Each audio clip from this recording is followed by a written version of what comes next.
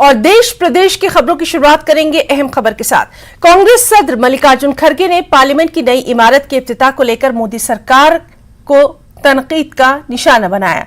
मल्लिकार्जुन खड़गे ने कहा कि मोदी हुकूमत आला आईनी ओहदे की इज्जत व वकार की हदों को पार करने का काम कर रही है। कांग्रेस सदर ने कहा कि ऐसा पहली बार नहीं हो रहा है, बल्कि जब पार्लियामेंट की नई इमारत का संग बुनियाद रखा गया था उस वक्त साबिक सदर जमहूरिया रामनाथ कोविंद को नजरअंदाज किया गया था, और जबकि पार्लियामेंट हाउस तैयार है तो इसका इफ्तिताह सदर जमहूरिया के जरिए नहीं कराया जा रहा। उन्होंने मजीद कहा कि नए पार्लियामेंट का इफ्तिताह सदर जमहूरिया द्रौपदी मुर्मू के जरिए होता तो जमहूरिया इक़्तिदार और आईनी वकार की तई हुकूमत के अज़्म का होता। ख्याल रहे कि 28 मई को वीर सावरकर की यौम पैदाइश के मौके पर पीएम मोदी के हाथों नई पार्लियामेंट हाउस का इफ्तिताह अमल में आने वाला है। प्रधानमंत्री खुद करते हैं, ये राष्ट्रपति करना चाहिए। पहले फाउंडेशन करते वक्त भी वो उस वक्त के जो शेड्यूल कास्ट समाज से आए थे, दलित समाज से, उनको फाउंडेशन पे नहीं बुलाया। इस वक्त इस इनॉग्रेशन को भी वो शेड्यूल ट्राइब मुर्मा जी है और ये बोलते हैं हम शेड्यूल कास्ट शेड्यूल ट्राइब को इतना महत्व दिया। अरे जिस जगह महत्व देना है, उनकी गरिमा बढ़ाना है, उस जगह तुम उनको देते नहीं और बात के लिए, अपने वोटों के लिए ये बात कहकर दूर हो जाते। बीजेपी के सीनियर लीडर मुख्तार अब्बास नकवी ने कांग्रेस पर कड़ी तनकीद करते हुए कहा कि मोदी सरकार तरक्याती कामों की दुनिया भर में पजीराई हासिल हो रही है, जबकि कांग्रेस को ये चीज हजम नहीं हो रही। उन्होंने कई मुद्दों को लेकर कांग्रेस को तनकीद का निशाना बनाया। देखिए एक चीज देखने की जरूरत है। दुनिया भारत को नतमस्तक सलामी में लगी है, ये नाकारी दस्तक की गुलामी में लगे हुए हैं। अब अगर दुनिया भारत के नतमस्तक सलामी में लगे और ये नाकारी दस्तक की गुलामी में लगे तो उसका कारण मुख्य रूप से एक ही है कि वो ये बात डाइजेस्ट नहीं कर पा रहे हैं कि दुनिया ये कैसे कह रही है कि मोदी जी ने ये साबित कर दिया है कि डेमोक्रेसी डिलीवर कर सकती है। ये साबित कर दिया है कि परिवार तंत्र को पछाड़कर प्रजातंत्र कैसे परवान चढ़ सकता है। तो इसलिए परेशानी, जिस वक्त सेंटर विस्ता की बात आई उस वक्त भी इन्होंने निगेटिविटी और नकारात्मकता की बात की थी। उस वक्त भी कहा था कि ये कैसे बन रहा है, ये तो बन ही नहीं सकता। फिर कहा कि साहब ये पैसे का जो है वो दुरुपयोग हो रहा है। इनको मालूम नहीं, मोदी जी उस मिट्टी के बने हुए हैं कि जो संकल्प लेते हैं उस संकल्प को वो साकार करते हैं। जो है वो जो उनकी संकल्प को सिद्धि में बदलते हैं। चाहे वो गुजरात में रहे हों, चाहे वो भूकंप के समय में जो समस्याएं थी उसके समाधान का विषय रहा हो, गुजरात का नया सेक्रेटेरिएट देख सकते हैं, स्टैच्यू ऑफ यूनिटी देख सकते हैं, लंबी श्रृंखला है। और इसके बाद यहाँ आने के बाद भी उन्होंने जो तमाम जो है वो चीज़ें की हैं और आज जो है वो सेंटर विस्ता बन गया। मैं तो यही कहूँगा कि भैया आप जो है वो वास्तु वगैरह भी मुझे तो लगता है ठीक है, और अभी जो 2, 4, 10 सीटें आपको या जितनी भी जनता देगी तो आप उसमें बैठेंगे तो आपके दिमाग में जो नकारात्मकता की बर्फ़ जमी हुई है वो थोड़ा सकारात्मक होगी और आप देश के डिसीजन में, डिस्कशन में, डिबेट में पार्टिसिपेट करेंगे। डिस्ट्रप्शन और से जो है वो बचेंगे। एक और अहम खबर, दिल्ली हाईकोर्ट ने बीबीसी को हत्या इज्जत के मुकदमे के सिलसिले में नोटिस जारी किया है।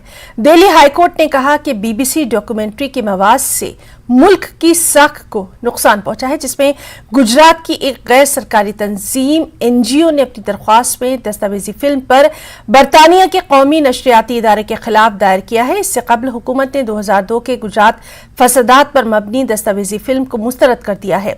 वज़ीर आज़म नरेंद्र मोदी उस वक्त गुजरात के वज़ीर आला थे। मरकजी हुकूमत ने जनवरी में वीडियो शेयरिंग सर्विस यूट्यूब को फिल्म की कॉपियां हटाने और ट्विटर को इससे मुतालिक पोस्ट हटाने के लिए हिदायत जारी की थी। और अब आज की बेहद अहम खबर, पीएम नरेंद्र मोदी अपने 3 मुल्कों के दौरे के तीसरे और आखिरी मरहले के लिए ऑस्ट्रेलिया के शहर सिडनी पहुंच गए हैं, जहां पर उनका शानदार वालेहाना इस्तकबाल किया गया।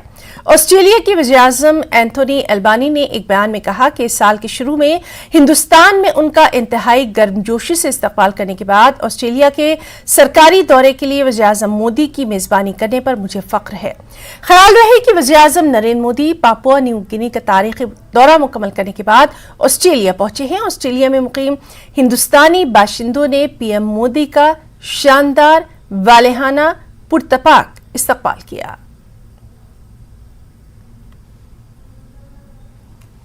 अपोजिशन पार्टियां मुत्तहदा मुहाज बनाने की मुहिम में मसरूफ हैं।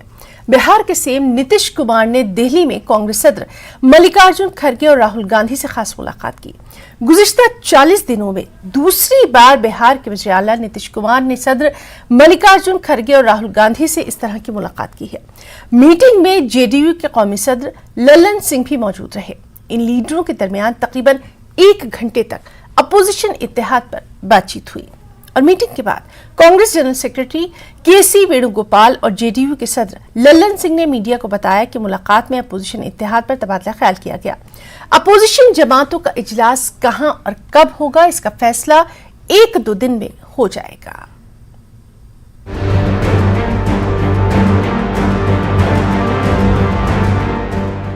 राहुल गांधी, मल्लिकार्जुन खड़गे और नीतीश कुमार। ये तस्वीर कांग्रेस अध्यक्ष मल्लिकार्जुन खड़गे के दिल्ली आवास की है। 40 दिनों में दूसरी बार बिहार के मुख्यमंत्री नीतीश कुमार ने कांग्रेस के राष्ट्रीय अध्यक्ष मल्लिकार्जुन खड़गे और राहुल गांधी से मुलाकात की। बैठक में जेडीयू के राष्ट्रीय अध्यक्ष ललन सिंह भी मौजूद रहे। इन नेताओं के बीच करीब 1 घंटे तक विपक्षी एकता पर चर्चा हुई। बैठक के बाद कांग्रेस के संगठन महासचिव केसी वेणुगोपाल और जेडीयू अध्यक्ष ललन सिंह मीडिया के सामने आए और बताया कि बैठक में विपक्षी एकता पर चर्चा हुई। एक साथ विपक्षी दलों की बैठक कहां और कब होगी, 1-2 दिन में तय हो जाएगा। ये 1 से 2 दिनों में तय करके आपको बता दिया जाएगा मीटिंग कहां होगी, कब होगी, कौन कौन लोग उसमें आमंत्रित। नीतीश की मुहिम पर बीजेपी के फायर ब्रांड नेता गिरिराज सिंह ने तंज कसा है। गिरिराज ने कहा कि नीतीश कुमार व्याकुल भारत हो गए हैं। ये व्याकुल भारत है, तो व्याकुल भारत है, व्याकुलता के साथ भारत में घूम रहे हैं विपक्षी एकता। कौन सी विपक्षी है? नीतीश कुमार की मुहिम पर चुनावी रणनीतिकार प्रशांत किशोर ने भी तंज कसा है। प्रशांत का कहना है कि नीतीश कुमार की स्थिति चंद्रबाबू नायडू जैसी हो जाएगी। नीतीश कुमार को बिहार की चिंता करनी चाहिए, अपना ठिकाना है नहीं। मैंने आपको वही कहा, जिस पार्टी का 0 MP है वो देश का प्रधानमंत्री तय कर रहा है। विपक्षी एकता की मुहिम में लगे नीतीश कुमार 20 मई को कर्नाटक सरकार के शपथ ग्रहण समारोह में पहुंचे थे।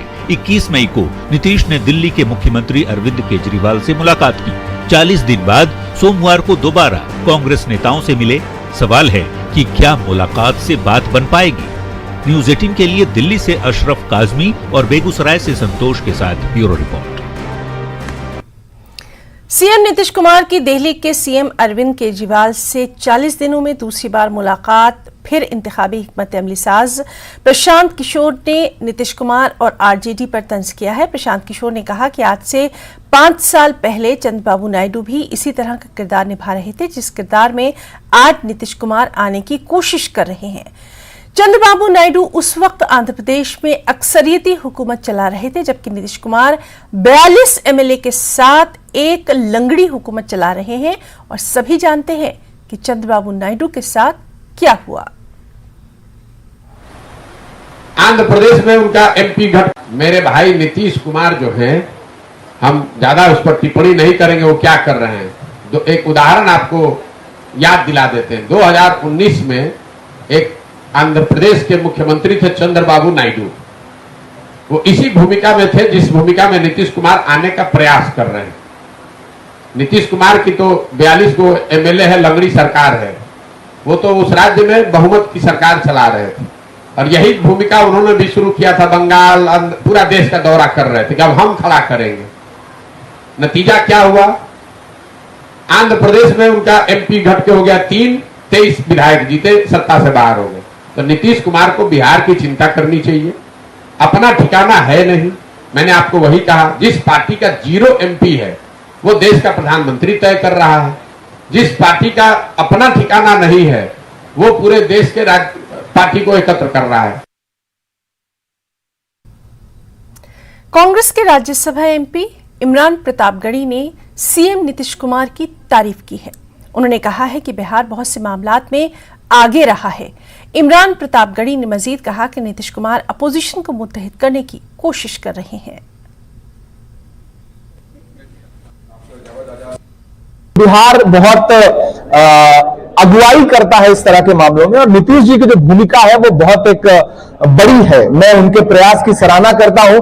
प्रधानमंत्री कौन बनेगा ये भविष्य तय करेगा, लेकिन इसमें कोई दो राय नहीं है कि आने वाले दिनों में यूपीए की सरकार जरूर बनेगी। ओडिशा के संबलपुर जिले में वाक़ एक पाइपवेयर हाउस में भयानक आतिशबाजी का वाक़या पेश आया। इत्तलात के मुताबिक आज सुबह संबलपुर के पाइपवेयर हाउस में अचानक आग लगने का ये वाक़या पेश आया। इसके नतीजे में लाख रुपए की मालियत का सामान जलकर खाकसर हो गया। एडिशनल डिस्ट्रिक्ट कलेक्टर ने मौके वारदात का मुआयना किया। आग लगने की वजूहात मालूम नहीं हो सकी। मामले में मुकदमा दर्ज करके जांच शुरू कर दी गई है।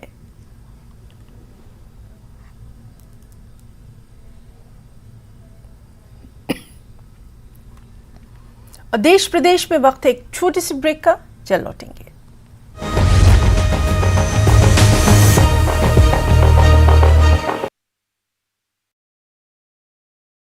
ब्रेक के बाद देश प्रदेश में खबरों के सिलसिले को आगे बढ़ाएंगे। मध्य प्रदेश के इंतखाबी साल में इंतखाबात से कबल ही बीजेपी और कांग्रेस के जरिए अवाम तक पहुंचने के लिए सरकार बनाने के दावे शुरू हो गए हैं। कांग्रेस कर्नाटक असेंबली इंतखाबात से सरशार होकर किसानों के साथ शिवराज सिंह हुकूमत के जरिए किए गए धोखे को अवामी इशू बनाकर जहां सरकार बनने पर फिर से किसान कर्ज माफी की बात कर रही है, वहीं एमपी बीजेपी सदर वीडी शर्मा ने मध्य प्रदेश को बीजेपी कारकुनान का गढ़ कहते हुए पहले से ज्यादा ताकत के साथ इख्तिदार में आने का दावा पेश किया है। ये मध्य प्रदेश है, भारतीय जनता पार्टी के कार्यकर्ताओं का गढ़ है और मोदी जी की योजनाओं का गढ़ है। हमारी सरकार ने गांव-गांव में घर घर के अंदर हर गरीब के जीवन को बदलने का काम किया है।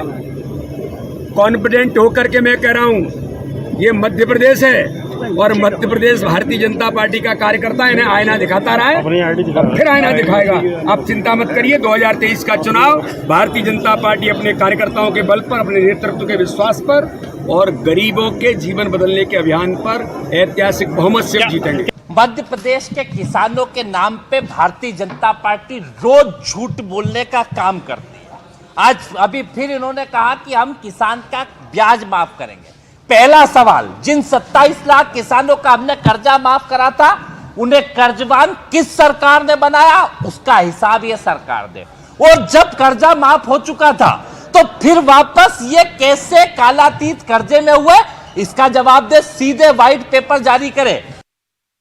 खबर कानपुर से है, जहां CSJM यूनिवर्सिटी की एवोल्यूशन बिल्डिंग में दोपहर के वक्त अचानक आग भड़क उठी। इसके करीब BSc नर्सिंग के तालिब इल्म अपना इम्तिहान दे रहे थे। आग लगने से वहां अफरा तफरी मच गई। गाड़ियां मौके पर पहुंची। बताया जा रहा है कि अहम रिकॉर्ड जल गए हैं। आग लगने की वजह से आग लगने की वजूहात मालूम नहीं हो सकी है। काफी कोशिश के बाद कमरे के दरवाजे और खिड़कियों के शीशे तोड़कर आग पर काबू पाया गया।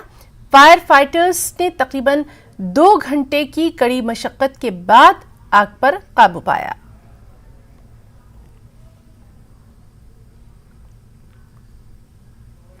श्रीनगर में आज G20 की तकरीब में मरकजी वजीर डॉक्टर जितेंद्र सिंह, मरकजी वजीर सेहत जी किशन रेड्डी, फिल्म अदाकार रामचरण और नीति आयोग के साबिक CEO अमिताभ कांत ने G20 इजलास से खिताब किया। इस मौके पर डॉक्टर जितेंद्र सिंह ने कहा कि इस मीटिंग ने 50 साल की यादें ताज़ा करती हैं। उन्होंने मजीद कहा कि कश्मीर फिल्मों की शूटिंग के लिए बेहतरीन जगह है। मरकजी वजीर सेहत जी किशन रेड्डी ने खिताब के दौरान कश्मीर की कुदरती खूबसूरती, यहाँ की तहजीब और सकाफत, यहाँ की तमद्दुन और कश्मीर में सयाहत, साथ ही साथ फिल्म शूटिंग के पोटेंशियल को उजागर किया।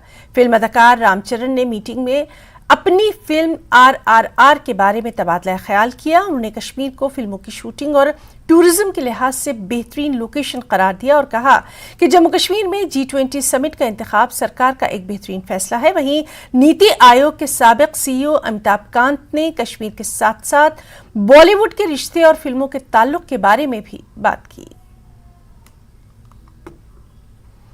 मरकजी वजीर डॉक्टर जितेंद्र सिंह ने G20 मीटिंग से खिताब किया और इस मौके पर उन्होंने कहा कि इस मीटिंग ने 50 साल की यादें ताज़ा कर दी हैं।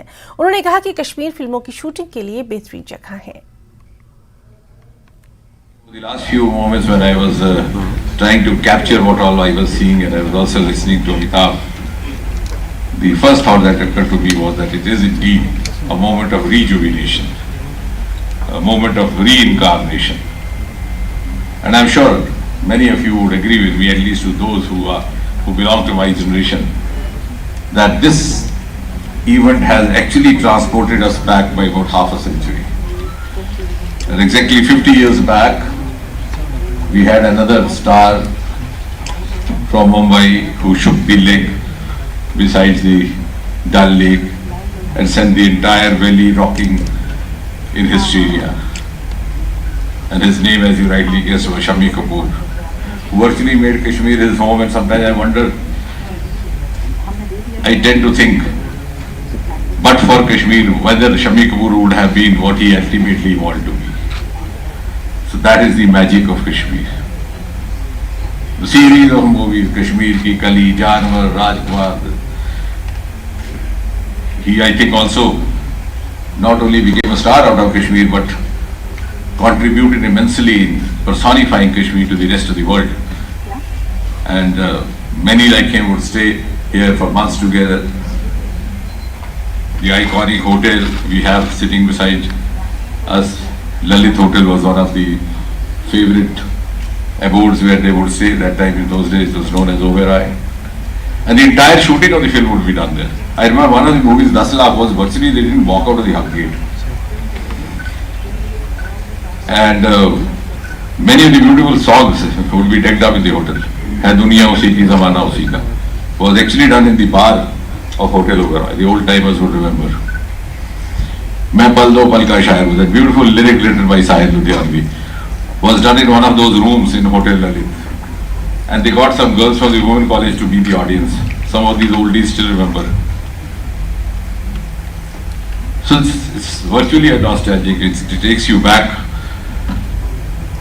And I think after that, it was also because Kashmir was professionally also, I think, the best location that a film producer or director can find, because it's versatile. You have plateaus here, you have lakes here, you have fountains here, you have snow peaks here, you have skating areas here, you have golf courses here. And it's very cost effective. You have tulip gardens here. You don't have to travel to Holland. It's just beside the hotel where some of our delegates are living. So all this made it a natural destination. And as Amitabh was saying, that every movie would actually have at least one sojourn to Kashmir. And in the process, it became a huge avenue of revenue as well as business. We had school boys and girls doing part-time jobs as extras, as clapper boys, and in Jai Jai Shiv Shankar, the song, besides the temple, we had one of our local groups doing that drum beating. So it became a huge vocation actually till about 1990. And Amitabh was now referring to Bobby. But what is significant is that Raj Kapoor, just before Bobby, had experimented doing a movie in Europe, which was a great hit called Sangam, a triangular love story. And after that he came back to an autobiographical, which was good but didn't work well in the box office. So as a revenge he came back, and when he came back eventually, his natural choice was Kashmir. He didn't go to Europe, he came to Kashmir. Srinagar में G20 इजलास का आगाज फिल्मी सयाहत पर बातचीत से हुआ। कश्मीर में फिल्म की शूटिंग की तारीख से लेकर सुनहरे मुस्तकबिल तक की चीजें सामने आईं। G20 शेरपा अमिताभ कांत ने फिल्म कश्मीर की कली और हिमालय की गोद में का जिक्र करते हुए कहा कि फिल्मों के नाम कश्मीर की खूबसूरती से तय होते हैं। मरकजी वजीर डॉक्टर जितेंद्र सिंह ने मिसाल देते हुए कहा कि कश्मीर में फिल्मों की शूटिंग करके बहुत से अदाकार स्टार बन गए। अदाकार रामचरण ने कहा कि अगर मुझे किसी दूसरे मुल्क से भारत में शूटिंग के लिए बुलाना पड़ा तो मैं उसे कश्मीर बुलाऊंगा। उन्होंने कहा कि कश्मीर में बड़े पैमाने पर फिल्मों की शूटिंग होने जा रही है। 60s and 70s, Bollywood became synonymous with Kashmir. Bollywood's romance with Kashmir began with movies like Kashmir Ki Kali, Himalaya Ki Godi Mein, and Jab Jab Phool Khile, and they captured the picturesque landscape of Kashmir. No romance in India was complete without Kashmir. And much later there was a film which became a household word in India. And I went and stayed in that cottage which was famous as the Bobby Cottage, because the Bobby film was shot in Gulmarg, and it became a household word in India. And later, more recently, if you look at it, there have been films like Laksh, there have been films like a huge variety of films like Laksh, Highway, Razi, Haldar, and many more have been shot in the state of Kashmir. There are over 370 films, 370 films which have taken permission to shoot in Kashmir. 370 films being shot here. And therefore, you will see a vast number of films being shot here, much like many Indian films are being shot abroad. वादी कश्मीर एक film का destination रहा है। बहुत सारे सितारे कश्मीर के नाम पर बने। शम्मी कपूर जैसे सितारों को तो कश्मीर का ही वरदान मिला। And this place has something magical. It draws people. It draws the attention of people. And no matter what we hear about Kashmir or whatever, this is such a surreal feeling when you come to Kashmir. It's been 95 years Indian film industry has begun. It will take another 95 years to explore Kashmir. Due to its unique beauty, the place has captured the imagination of filmmakers and artists throughout the years. Many famous Indian and international films and documentaries were shot in Jammu Kashmir last so many years.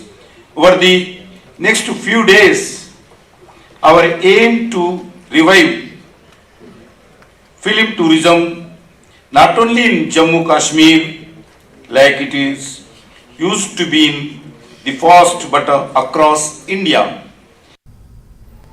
तो देश प्रदेश में आज के लिए फिलहाल इतना ही। इजाजत दीजिए। नमस्कार।